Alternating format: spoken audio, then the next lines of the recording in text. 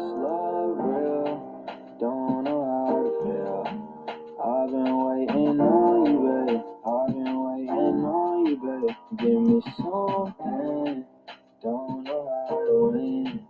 I've been waiting on you, babe. Yeah, on you, babe. Come on. Well, thank you so much for joining us this evening on No Dumb Questions. I'm your host, Dr. Steve Perry. And tonight, it's a really special night for me because I get to speak with a brother I've known for over a decade.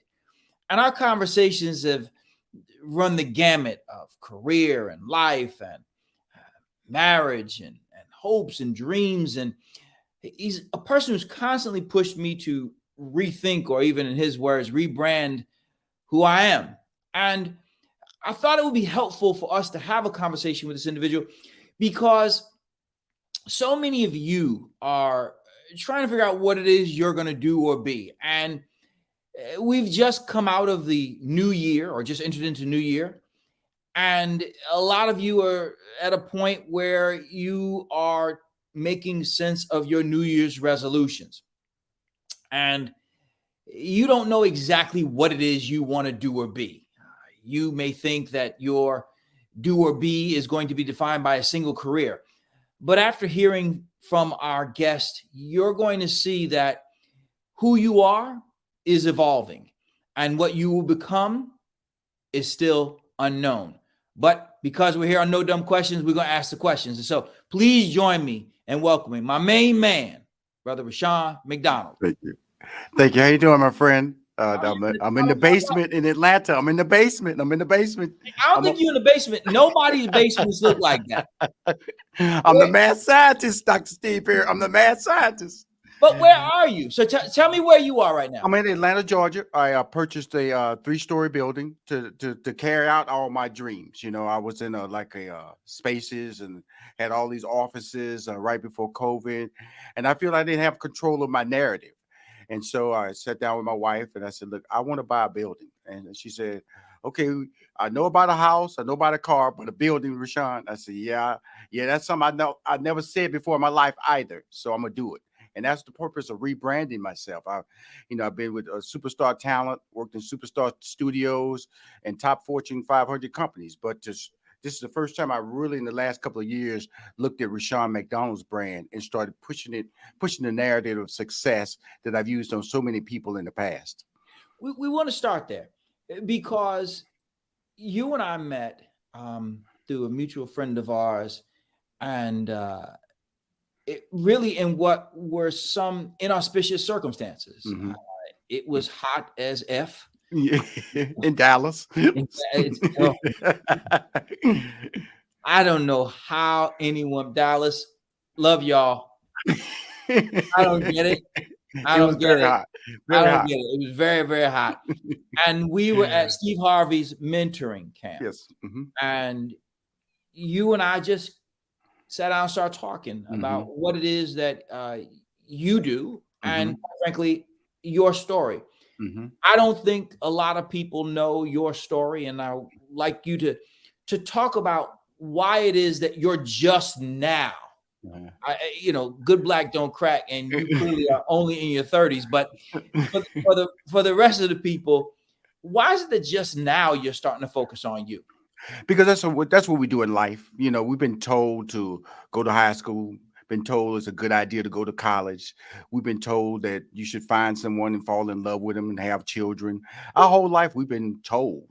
And so what happens is I'm always blessed when I see people who get it at a very young age. Like President Barack Obama got it because he knew he had to do certain things in his life to be able to run for the president of the United States. You know, I look at people like Deion Sanders. He got it. He knew about branding and marketing when he was in high school and became that prime time and Deion later on. These are just a couple of examples. And what happens is the average person doesn't get it. And I've divided life into 3 specific ages, 18, 40, and 60. Because at the age of 18, we come out of high school, we finally start making our own individual decisions. And a lot of us, like me, was to go to college. I went to college. I had the tiger by the tail. I wanted to do everything. And usually by 22, either you're going to graduate from college or you really start slowing down, because that's been a total number that you're supposed to be doing something. You should have a focus upon your life. And so, but also you're driven by what people have told you you're supposed to do. So that 18 to 22, really, that's when you have your dreams. That's your honest life period, I feel. Because I always tell people that's the period where you say, I can conquer the world. But when you get to 40, if you've not accomplished the things you did in your 18 to 22, you consider yourself a failure. You might not be married. You might not be married to the person you want to be. You might have children that you Yeah, don't but feel. nobody will look at you up to 40 and call you a failure. But I'm not saying, me. But you asked me to come on the show to help out other people. Because yeah, but I want to talk about you though. Okay, cool. But I'm about to say that. But at 41 is when I honestly looked at my life and said, you know something, because I'm just telling you, Dr. Steve Perry, up to that point, I was using phrases like right place, right time. I'm just lucky. People just like me. You know, I was using all those phrases, but not being honest and looking at my body of work and taking that on. So 41 years of age. And Steve Harvey and I became partners in radio. And so from that 41 all the way up to 2016, I became the person that I am today because I honestly trusted myself. For the first time in my life, at 41, I trusted myself. I don't care how many cars I had. I don't care how many TV shows I did. I don't care how many concerts I sold out. I never trusted myself. And so when you say, Rushion, your body at work, no, I didn't trust it. I didn't believe in it. And at 41, I said, you know, so Rushion, stop using terms like luck. Stop using terms like, you know, right place, right time. I'm blessed. All those terms are tied to hard work and consistent behavior. And that's what happened to me. And so many people ride that same narrative that I just spoke of, instead of looking in the mirror and having an honest conversation like, how did you get here? Can somebody else have gotten here doing the things you did? And I said, no. So stop whining and ride the train to success and continue the hard work. And that's what I did at the age of 41. You decided at the age of 41 to trust in yourself. Yes. That meant a pivot. Yes. From what you had been doing. Mm-hmm. Let's talk about some of the things you had been doing, yes, so that people could understand just the gravity of the pivot for you. Mm-hmm. Well, the thing at the time was, you know, if you look at my life, I graduated from college with a math degree. Where'd you go to school? University of Houston, minor in sociology. And then I went to college with Akeem Elijah Warren, all of them. They were my boys in college. Akeem, Clyde Drexler, those were my boys. Okay. And so, but I decided instead of pursuing a long-term career at IBM, I wanted to do stand-up comedy. So I quit a job, at a very successful job at IBM, to go on the road and follow my dreams. And at the age of 28. What's that conversation sound like when you call home and you say, I would tell you this, the year before, Dr. Perry, when I quit, I cried. Because I was making a decision that I was uncomfortable with, but I knew that was the right decision for me. And I knew I would disappoint a lot of people because that's not what they saw in me. You were funny on stage, but wow, Rushion works for IBM. Rushion McDonald is always making the right decision. I come from a family, man, from the neighborhood. We grew up in a 2-bedroom shotgun house, 6 sisters, 2 brothers. My father was a truck driver, 3rd grade education. My mom graduated from high school. This is the family I came from. And so I was the success story, the first one to graduate from college. Then I'm going to throw it all away in their eyes to tell jokes. And I couldn't even tell them how I was going to make money. Because all I knew, I was just going to follow my heart, follow my dreams. And that's what I did. And a lot of people are still misguided in that whole approach to like I said, you're guided by other people's decisions a lot. You might be guided by the people you go to church with. You might be guided by your kids. I was guided in that direction. And so I went on the road, did stand-up comedy. And then in 1990, my lung collapsed. And I was in the hospital for 30 days. And that was another major pivot in my life because of the fact that I knew right then I didn't have physical control of my life anymore. Because when you're young, you can kind of will yourself to health. If I had a flu, I just go play basketball, sweat it out of me, just sweat it out of me. 30 days in the hospital, I went, wow. And that 30-day period allowed me to realize that there's a short opportunity to be successful. If you're going to be successful, take advantage of it. And that's what I did from that whole run of being in the hospital till I was 41 years old. I was just sprinting. I was sprinting to be successful. When I say sprinting, I opened my own comedy club. I had the biggest comedy club in the country called Hip Hop Comedy Shop in 92. Steve Harvey asked me to write his television show, ABC, Me and the Boys, in 1994. 1985, I wrote for Robert Townsend's Parenthood. 1986, Arsenio Hall called me, asked me to do his ABC sitcom. Right after that, I got a call to do the Sister sitcom with starring T and Tamara Mowry. Right after that, I got a call from Jamie Foxx to be able to do co-executive produce his television series called the Jamie Foxx series on WB. And right after that, got a call from Monique to do her show, the sitcom, The Parkers. And then right after that, Steve Harvey asked me to manage his career in 1999.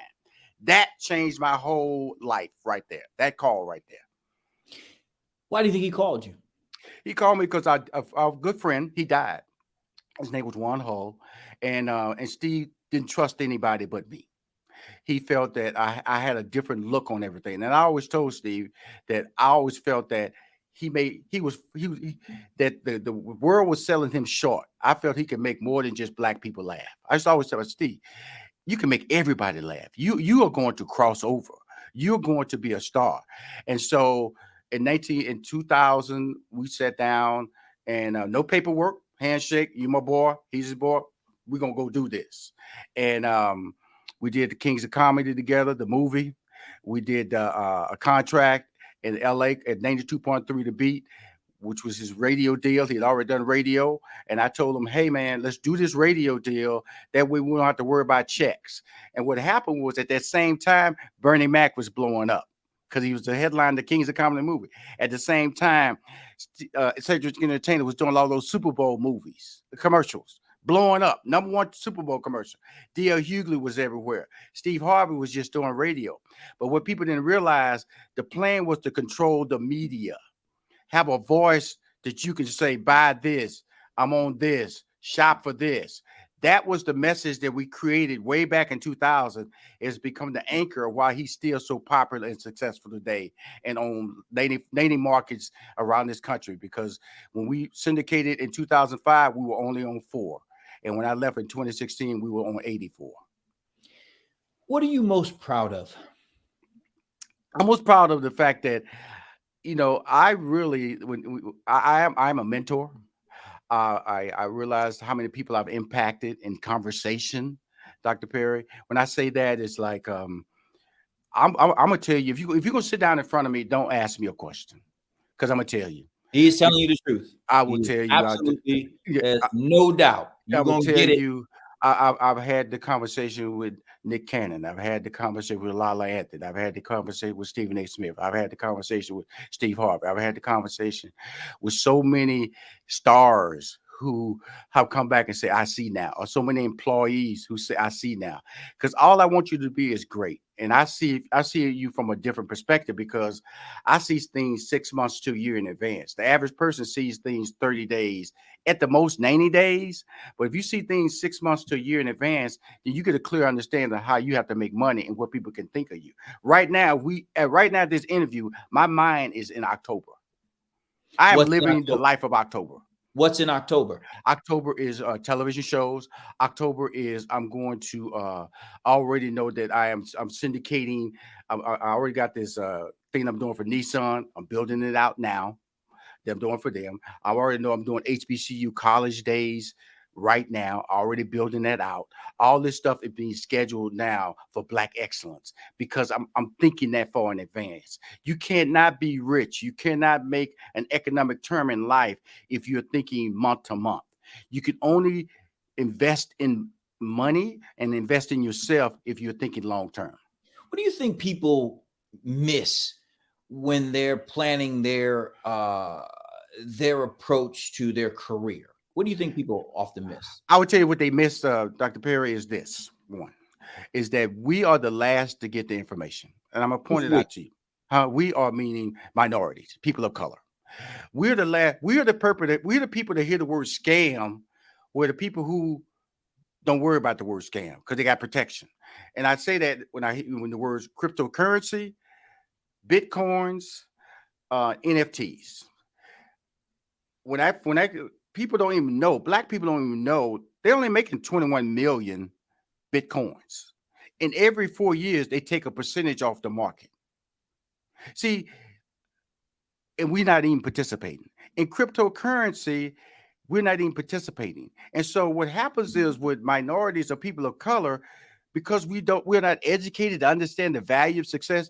Do you know there were more billionaires and millionaires created in the pandemic year of 2020 than in the history of the United States or the world?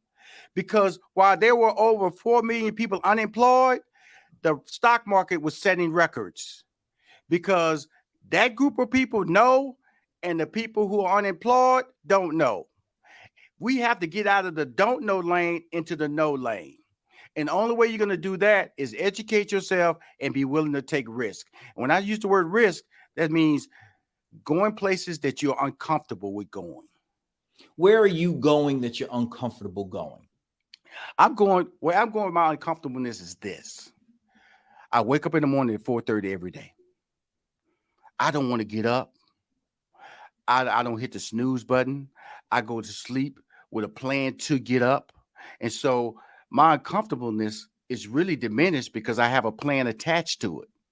My uncomfortableness was changed at 41 years of age when I realized that everything I was doing in my life was based on my ability to outthink my competition and compete with my competition.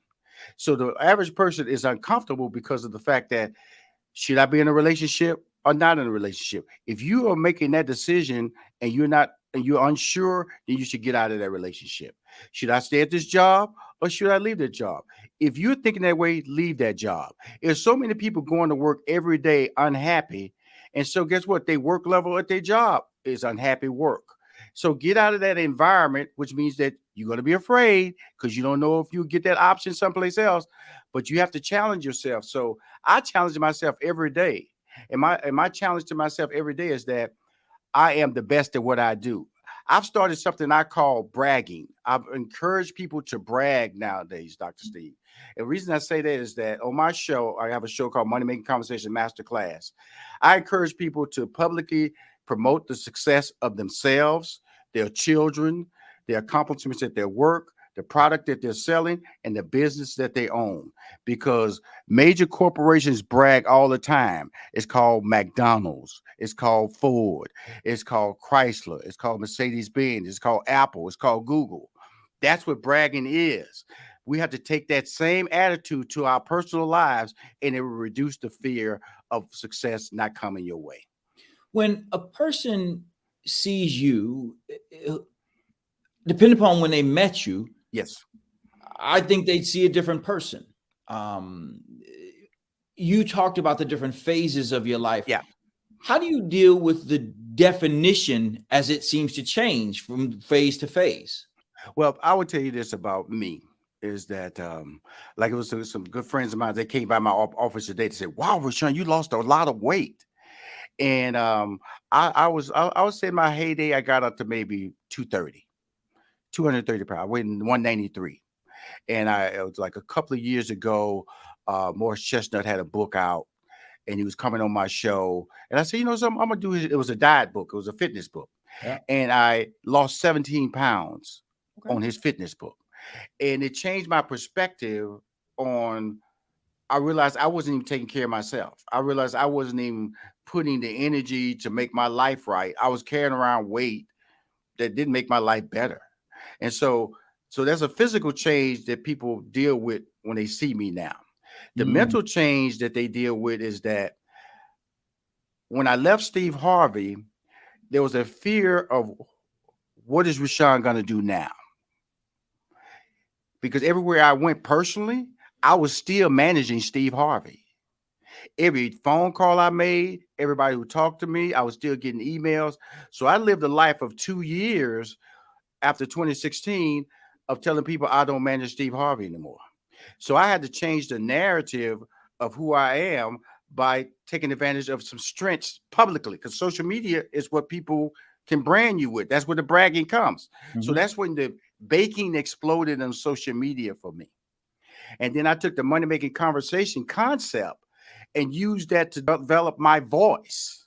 And so the basis of who I am today is tied to me bragging on social media that I'm this amazing cook, an award-winning cook, gaining followers, and then motivating people through my money making conversation platform based on the success. If you Google my name, as a recognized level of success is right there. Just Google me. And so now when people look at me now, they look at Steve Harvey, they look at myself, they look at what I'm doing with Stephen A. Smith, and it's all like, we understand, we get it. How can we do business with you? What are you doing with Stephen A? Stephen A., I'm a business manager. And 2018, Stephen A. came to me and asked me to manage his career. I told him I didn't want to manage anybody else in my life. And he said, come on, Rushion, I'm putting together a top five. You got to be in that top five. I asked Stephen, Stephen, just one favor for me. Don't do politics. He said, okay. He said, I love politics, Mac. I said, no, don't do politics. Let's focus on sports. So for 2018, he was with WME, his boy Shapiro, and he is now the number one talent financially and in sports analysts in the world. That's Stephen A. Smith. Yeah. And now I run his production company.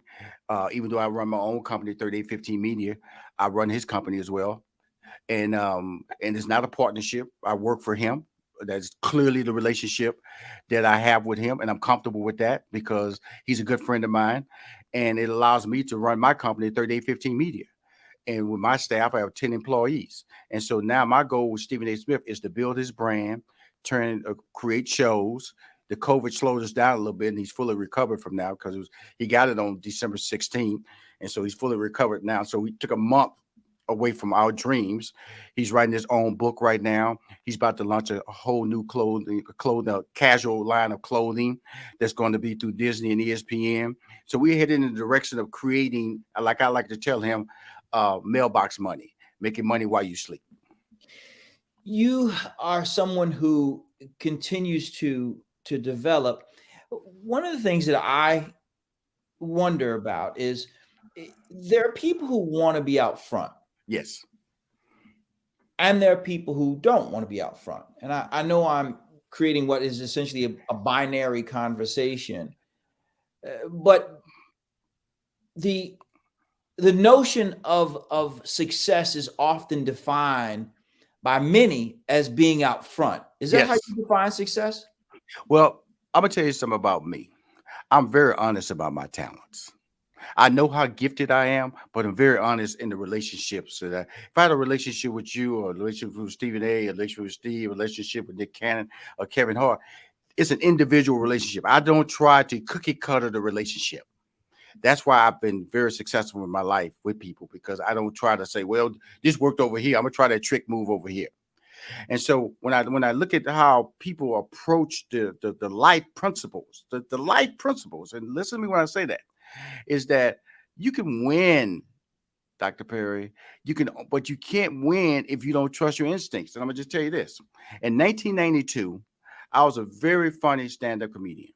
Did Def Comedy Jam on the tours, sold out clubs, and everything. And Steve Harvey came to town, and I hadn't saw Steve in a long time. In fact, Steve Harvey used to be my opening act, stand-up comedy-wise. That's how far our relationship go back. And so we was at the Houston Arena Theater, sold out 3,000 people. I went on stage and I lit that stage on fire. I mean, I burnt that stage down with my jokes. People couldn't believe how funny I was. Steve was following me. As Steve went to the stage, they announced his name. He was getting a standing ovation before he even made it to the stage. I never saw that in my life. I went, how is that possible? How could they be standing for this dude and he ain't even told a joke? You do that after they perform. That's when you stand. And so he proceeded to do an hour routine of material that I wouldn't even have thought of doing. And that moment right there, I realized that I like doing stand-up. He loves doing stand-up. I have the ability to do stand-up. God has given him the gift to do stand-up. That moment right there, I knew in my life that I will never be as funny as that dude. So what do I want to do in my life? I realized that I wanted to be a writer, producer. Fast forward 1 year later, Steve Harvey came to me and said, Rushion, I got a TV show. ABC is offering me to do a TV show. What do you want to do? I said, I want to write. He said, wow, I didn't expect that from you. He said, I said, but see, I already made that decision a year before watching him, not knowing he was going to come back and ask me and tell me about a TV show and ask me to come on this TV show in 1993. But he did, and I was prepared to leave and go to LA and write on his first television show, and that ball has not stopped bouncing ever since. I want to stay there for a moment. Many people are uncomfortable with acknowledging that there's something that they want to do, Yes, but that's not really where their talent lies. yes, And it's the humility that is required to do that that impressed me when first I met you. When many a person would look at a person who is, let's say, telling jokes, being a comedian. right. I don't mean to belittle it, but a comedian. They Right. want to be a comedian. This person's a comedian. Mhm. This person comes in after them, torches the stage. Mhm. They say, you know what? I'm going to bust his ass next time. I'm going back in there. Right. A lot of people, most people, would find a way to tear the person down who came after them, who seemed to be given the gift that they wanted.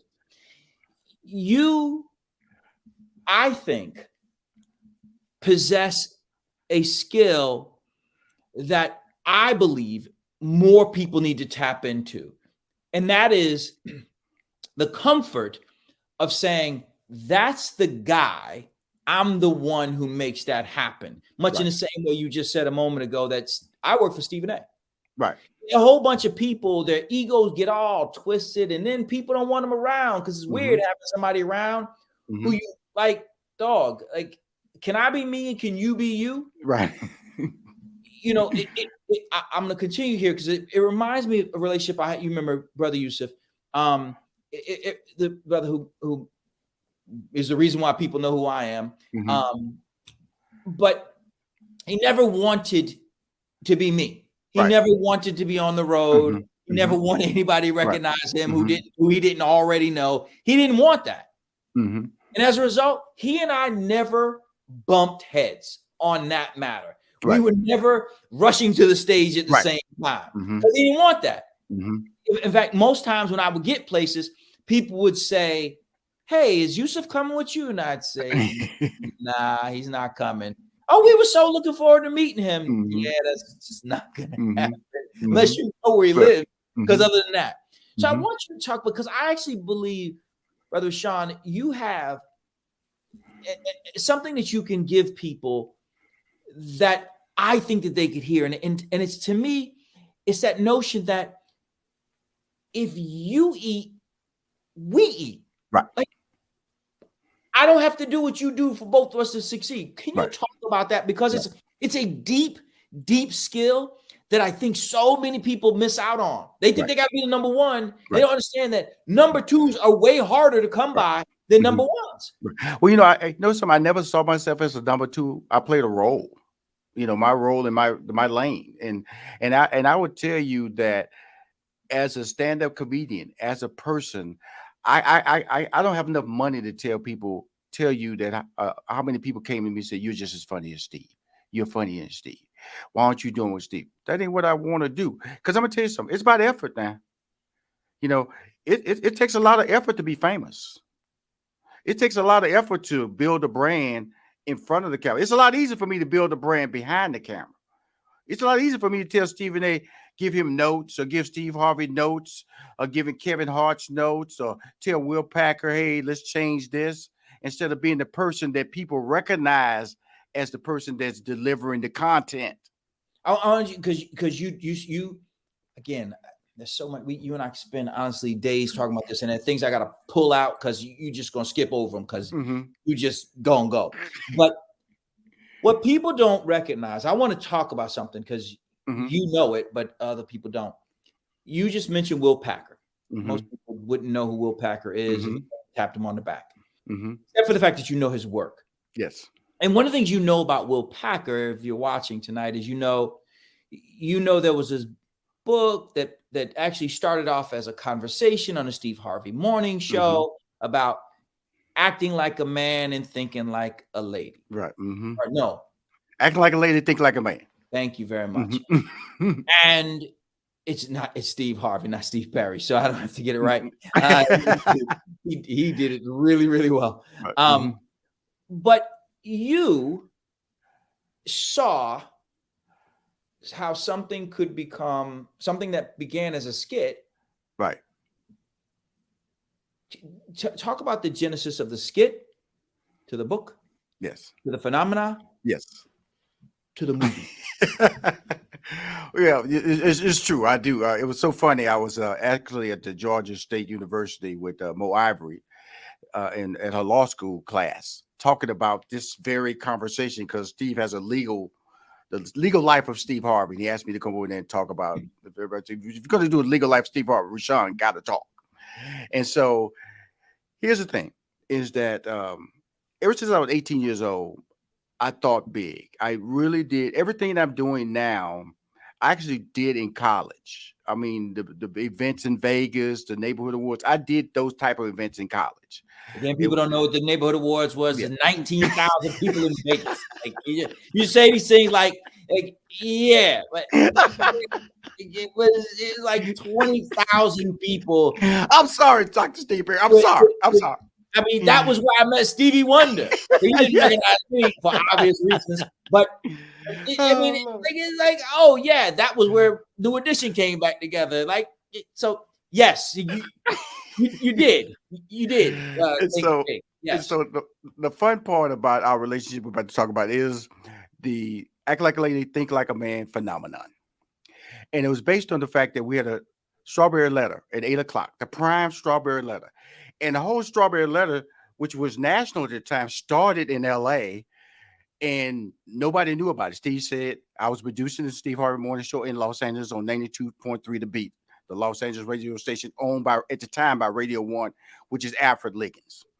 And so he said, I want to do this, but nobody was responding to it. So I used to look at Dear Abby, look at Dear Ann Landers, and kind of like rewrite their letters and give it to him. And he didn't know that. Nobody in the show knew I was writing the letters to try to motivate people to understand this is how it worked.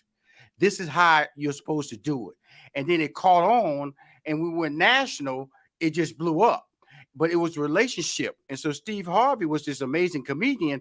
But every day at 8:00, he was dealing with really, really complex relationships, stories out of this letter that he was brilliantly responding to all the time. Well, we took that over to HarperCollins, and they said we'll buy it. Gave us this big check. HarperCollins is a publishing house, and they're like Simon Schuster, HarperCollins. They said we'll buy it, big old check. But then they told us, they said, we want you to do it speaking to black women. Steve Harvey said, Rushion, I'm not doing that. All women have the same relationship issues. He said, I'm tired of black people getting boxed in, like black people don't eat the same food or go on the same vacation. He said, I am not putting the word black in this book. Go tell them that. I said, he's not putting the word black in this book, but we will deliver it on time. And so when the book came out, they printed 35,000 copies. That's all. Which is a lot, but just wait. That's a big run. But we sold 3 million. That's a lot more. Translated into 30 languages. But how did we get there, Dr. Perry? My goal was to have Steve Harvey's book #1 4 straight weeks. I myself said if I kept it #1 for 4 straight weeks, Oprah will call us. The 4th week, Oprah called us. We went on the Oprah Winfrey show. Steve did. I'm in the back. Cool. Met Oprah, met everybody. That weekend, he sold 80,000 books. Oprah brought him back and did a show just with Steve, nothing but ladies in the audience, about his book. We sold 300,000 books that weekend. Folks, these numbers are not normal. Like, I just want, wait, we just can't jump over these numbers. I just want to pause for a second because we were doing book signing, Dr. Perry. You ain't say 300,000 books, and we just gonna walk that off. That's true. Dr. Perry, we were doing book signing, and 2,500 to 5,000 women were standing in line at the Barnes and Noble bookstore right across the street from Ritz-Carlton. You can go up because you can see it just like this. It's glass. And we looked out the window and all the way up the escalator because they stopped the escalator. And women were standing all the way up to the top floor and outside in the snow. I want to go back, though. Mm-hmm. This began as an answer to a question on radio. Yes. And there's a reason why I'm staying, because you mentioned Will Packer. We're going to get to that in a moment. Mm-hmm. I believe in what I say when I say second, I mean Scott Pippen is a Hall of Famer. Absolutely. In his own right. Yes, he is. But he won championships because he played with Michael Jordan, Steve Kerr, and the rest of them. Absolutely. Now, one could argue that Scott Pippen could at any point gone to another team and been successful there. And we see that now, right? Yes. We see a lot of these young cats, they're like, you know what? I'm going to go off and take my talent somewhere else. Yes. And they don't build a team around themselves. Yes. You had sense enough to say, you know what? I'm going to rock with what we got here. Right. I see a role for myself here. Yes. Where I can make my own role on the team. And there are a lot of people who I encounter and you encounter. People come to you and say, you know, Mr. McDonald, I'd love to work with you. Right. But that's not what they mean. They want to be you. Yes. And you don't need you. Like, that job is taken. Yes. Period. There's no job opening for you. Right. In your company. Mm-hmm. And many people, young and old, but a lot of time young people come in and they don't want what they think they want is the front seat. But they ain't ready for the front seat. Right. Similarly, there are other people who don't see the profound impact that Cus D'Amato had on Michael Tyson. Yes. Right? Cus ain't hit nobody. Mm-hmm. He made sure Mike knew how to hit people. Yes. You have for a long time understood the value of the rest of the role. Yes. And that, to me, I think, is something that separates you in the annals of entertainment and industry. Mm-hmm. I think that. You take as a compliment from that I'm giving. Mm-hmm. That I think that is a distinguishing factor. If I'm in a room, for instance, if I'm in a room with Steve Harvey, I'm not telling jokes. Like, I think I'm funny, but I'm in a room with him. Mm-hmm. That's dumb. He's just, folks, he's funnier than you realize. Yes, he is. Yes, he is. Period. Yes. Like, he's a genius. He's a genius. Literally funnier than you realize. Yes. You see him, whether we're sitting down, y'all smoke cigars, we barbecue meat.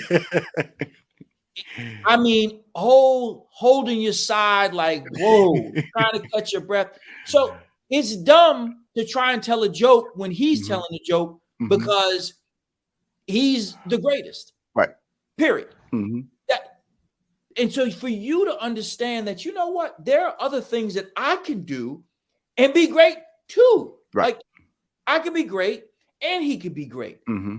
Can you talk about that? Because we're going to come to the Will Packer piece in a moment, but because it's just amazing how these little things keep growing and getting bigger, bigger, bigger, bigger. Right. And I want to come back to the sales as well, but can you talk about how a person could see themselves differently and be successful, like really successful, if they just find their role on the team? Right. And let me just bring clarity to this, because I do talk fast. I do pass a lot of things.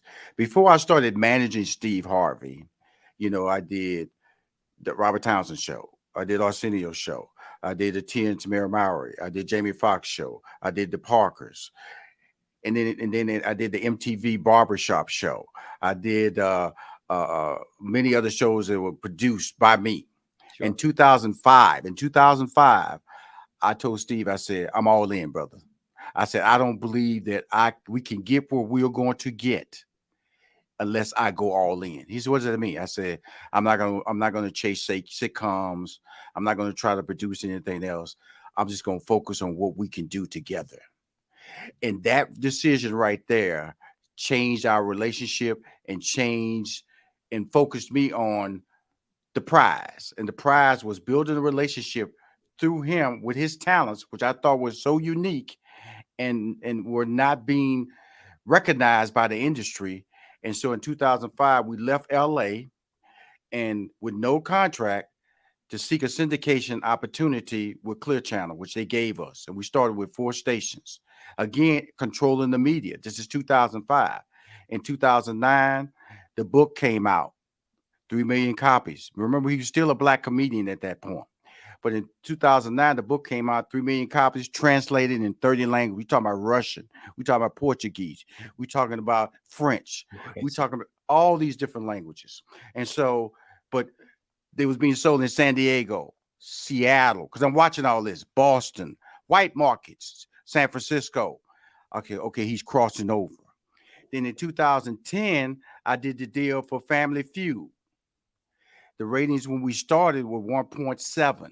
Okay, that's all I'm doing now. I'm grinding to build a brand. That's all I'm focused on. Information on how I can make Steve Harvey better, because it's going to make my life better, because I enjoy this. Again, I'm telling people to do things that they enjoy.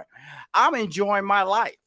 I am building something that should have been recognized a long time ago, but God gave me the shot at it to do it myself. I got to give 100%. So I'm all in. I'm not producing TV shows. I'm not telling jokes anymore. I'm focused on Steve Harvey, and I'm happy with it. And so 2010, Family Feud. Because of my marketing abilities, we took it from 1.7 to 2.4 the first season. The rest is history. Then Will Packer called. But here's the interesting thing about Will Packer in the movie Act Like a Lady, Think Like a Man. We got translated into Think Like a Man 1 and 2.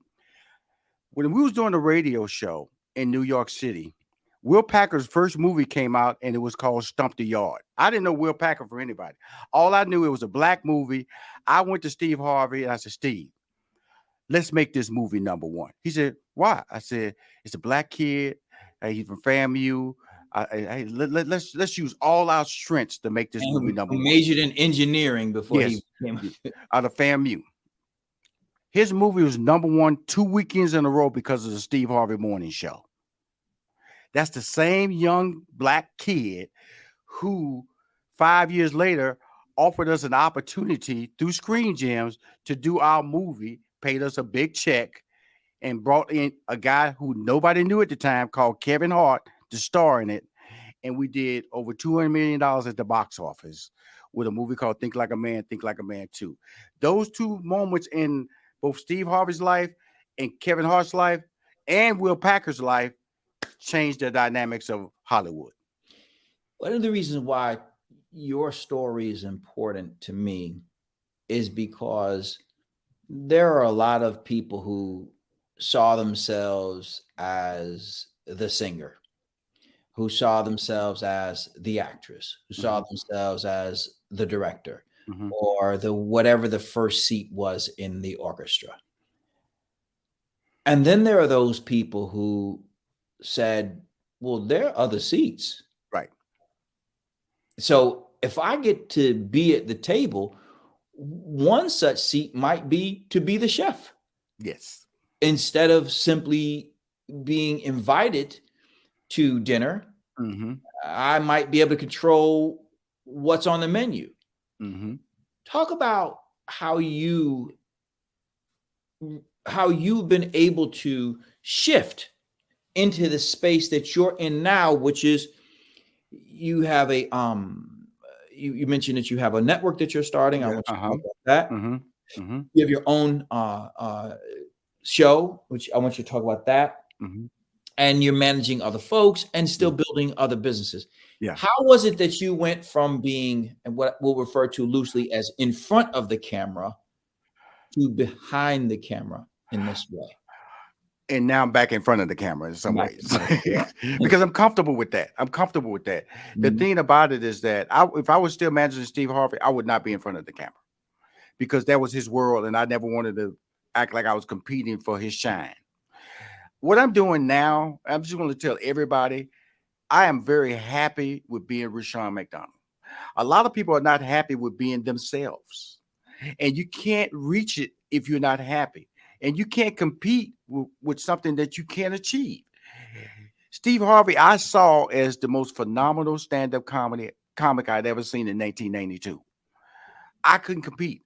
Stephen A. Smith is the most articulate sports mind I've ever seen in my life. And I've been told him that for years, and I feel blessed to be able to want to proudly say I'm his business manager. He says it publicly, as Steve said it when I was managing him.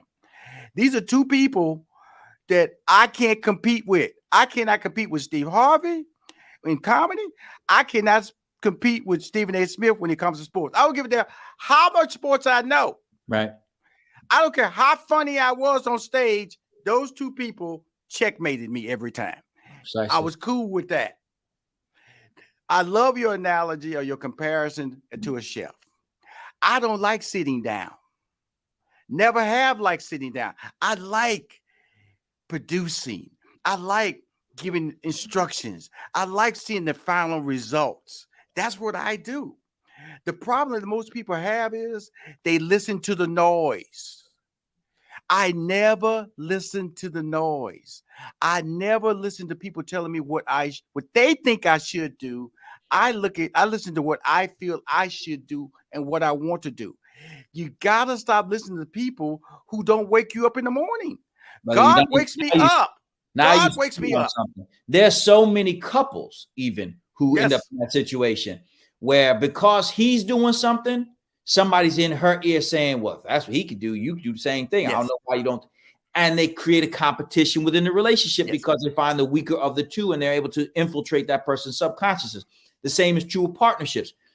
Any kind of partnership. Somebody sees one person as successful in the most traditional sense, and they say, I don't know why you're waiting on him. You can do the same thing. Like you mentioned earlier, somebody said, oh, you just funny as he is. Well, that's not true, and that's not necessary. I'm good at what I do. He's good at what he does.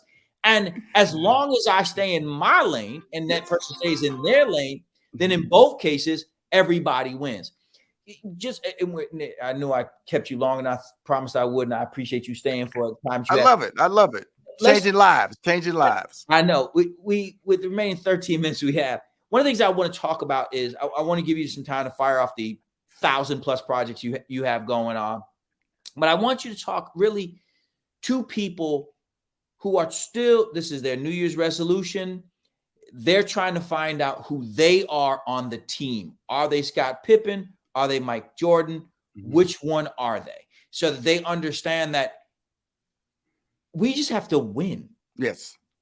You just got to win. So you just got to find your role on this team and get comfortable in it. Can you talk about that? Well, I have a guide, and if anybody emails me, you can email me. I give you my email address. It's no big deal. Rushion, that's my first name, at 3815media.com. That's the name of my company. I have what I call a money making conversation success guide, and in it, it's digital, so I will email it to you. So when you email me, just ask for it. So Rushion, I heard you on Dr. Steve Perry show. You're fantastic. You can throw that in there, and then I want that guide. It's 19 pages, and on one of the pages, it's called Steps to Grow Your Career. Okay, and the first thing you have to do in that, be honest about your talents. Be honest about your talents. The next thing is, don't jump over that because that's pretty important. That's the first thing and the last thing. Be honest about your talents. And I think if you've heard throughout this whole interview with me, I've been honest about my talents. And that means if I'm going to be honest about my talents, I got to stop the noise and ignore it. I had to step out of my comfort zone, because what the noise is your comfort zone. When you step out of the noise, you actually start hearing it because they're going to complain because they're not controlling your narrative anymore. You're doing things that make them uncomfortable. So what happens? You have to let go of the mistakes. Those people who are noise, people who are complaining, they are mistakes. Let them go. And when you let them go, you're going to find yourself alone. So you have to find experts, people who to mentor you, people to advise you. Don't if you're a doctor, don't go to a mechanic. That might be your cousin, your father, your uncle, or your mom or your aunt. Go to experts that can help you. So I had to stop hearing the noise. I couldn't hang out with my friends anymore because they just wanted to be part of this success story. Which the success story was changing. And you know something, Dr. Perry? I had a rule. If people would call me and ask me what I was doing, I didn't talk to them. If you call me and tell me what you were doing, we could have a conversation. I am not in life to entertain you. So what I'm doing, it should be a little concerned with you. If you're calling me, Right. please call me and tell me why you want to talk to me because my time is value. That's the key right there. Value your time. And then while you valuing your time, preparation is the key. And when you walking through the steps of preparation, if you look through my life, when I did all those sitcoms, I was preparing myself for a career with Steve Harvey that I didn't know. When I did this, so when people came to me, Dr. Perry, my resume was already there. Nobody questioned me. Nobody said, "Oh, you Steve Harvey's boy." No, his whole resume had nothing to do with Steve Harvey. So when I talked about production, I talked about sitcoms. My resume allowed me to have to stay in the room with agents, with studio heads, everybody. Because when they first saw me, they saw me as his boy. But when they did their research, they always called me the next day and said, "We need to talk." Because this conversation wasn't going to just be with Steve, it was going to be with me. So that's the part where you have to continue to learn about who you are once you figure out your talents. I think it's a great point. So, what are some of the projects you're working on now? So I have to ask you that. I know you won't talk to me because I'm asking you, not telling you, but Well, that's why we're here. I would tell you one of the last couple of years, one of the biggest projects I worked on was I was a CMO for the Air National Guard. One is a huge contract, government contract, where I was in charge with the marketing and branding. A black man was in charge with the marketing and branding, all 50 states, 4 countries, of how the military, which is the Air National Guard, looked in movie theaters, on TV, sounded on radio, social media, and everything. And they were dark for 2 years before I took over the contract. Within 1 year, I had elevated their recruiting percentage to 106%. Mm. That is one of the prouder moments for me because it wasn't about me being black. It was about taking some talents that I had built in relationships with all the things I've done on my life to up it. So now I do HBCU events. It's called HBCU College Day. So what I've learned is that I have to create things that are unique. I have an HBCU radio network. You can hear me on Texas Southern campus, Bethune-Cookman campus, FAMU's campus, Howard University campus, Clark Atlanta University, just Jackson State, Mississippi Valley State, just to let you know how big my brand is. HBCU Money Making Conversations Masterclass can be heard on those properties. I'm also launching my own podcast network that will be launched in the month of April. And I'm just making a dynamic shift in my life just to control the narrative of Black excellence. I'm producing TV shows. I am launching so many things. My show is streaming on HBCU Go Network. So my brand right now is where I want it to be. Yes, I'm the face of my brand. And I remember I told some friends of mine, I said, I have to start working. And they said, "What do you mean? You always busy?" I said, "No, no, no." I said, "I know who I represented and I know how hard they had to work." I said, "I'm about to start working, which means I'm going to be uncomfortable, which means I'm not going to be happy all the time because of the fact that when you are chasing your dreams, you're not going to be comfortable. You're going to be tired." I mean, one day, Dr. Perry, I was going to the airport. My wife was carrying me after like 4 o'clock in the morning. And she asked me this question. She said, "Rushion, when aren't you not tired?" I said, "Babe, I'm tired right now." And she didn't ask me nothing else. You make a point. We're gonna close there because I think that's really the point. The point is that you knew your talent, Mm-hmm. and you knew you had to work beyond being tired. Mm-hmm. It is easy for people to see the fruits of your labor and not understand what it took to dig a hole, to plant the tree, to wait for the seed to germinate, to fertilize it until it grew, to be able to produce the fruit that you have produced. They did not understand what it is that you do and what is it still you will do. Mm-hmm. It is always a pleasure, brother, to speak to you. I genuinely appreciate the time that we have. Thank you so much for joining me this evening on No Dumb Questions. As always, brother, I learned a lot. You didn't share any recipes with me, but that'll have to be for the next time. But I do. I can't bake. I can beat up some meat, but I cannot bake. I don't even know what it is. Maybe it's the science in it. I can cook, but I can't bake. But I appreciate you, brother. Thank you so much. Love you to pieces, man. Okay. Again, just in the end, email Rushion at 3815 Media if you want that free money making conversation guide to success, and I email it to you immediately tomorrow morning. Thank you, sir. So much. Folks, I want to thank you so much for joining us this evening on No Dumb Questions. You could have been anywhere, but you were here with us tonight. It's so important that we understand our worth. But one of the ways that we understand our worth is to know our talents. It is all too easy to get yourself bent out of shape, trying to fit into something that doesn't fit you. Everything that is for isn't for you. It is as important to know what it is that you do well as it is to know what you don't do well. And those people who have the courage to be honest with themselves about their own contributions to the world at large, to the economy, to their family, are typically the ones who are the happiest with what it is that they contribute. Those people who find themselves trying to make sense out of nonsense and trying to fit into a set of circumstances that just don't feel right tend to not feel right. What Brother Rushion talked about tonight was his role on a team and his role on a very, very good team. Steve Harvey is as talented an individual as there is, and as capable an individual as there is.